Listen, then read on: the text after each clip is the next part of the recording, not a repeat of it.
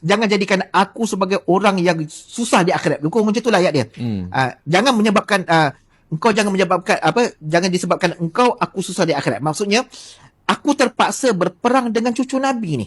Aku terpaksa bunuh cucu Nabi. Jadi sebab aku adalah panglima tentera dan aku menjalankan tugas. Jadi aku nasihatkan engkau, aku tak nak perang. Aku nasihatkan engkau, tolong patah baliklah ke Madinah. Jangan pergi. Dan bila mana Husain berkeras juga untuk teruskan perjalanan, last kali Al-Hur bin Yazid Tamimi dia kata apa? Sesungguhnya Muslim bin Aqil telah pun dibunuh. Dekat situ baru dia tahu. Bila Al-Hur bin Yazid Tamimi dia datang nak sekat, sebab dia kan paling berperang, dia yang bagi tahu, sepupu kamu Muslim bin Aqil telah pun dibunuh oleh orang-orang Kufah. Dan jangan percaya orang Kufah, mereka ini tipu.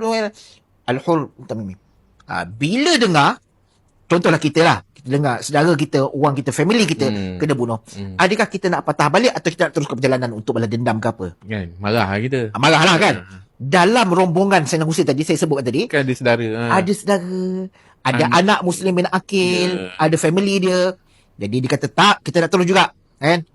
Ayah kami kami telah dibunuh dan kami akan pergi ke orang-orang kufar dan kami akan tuntut bela balas dendam semua. Okey. Sentimen tu lah, sentimen. Okey.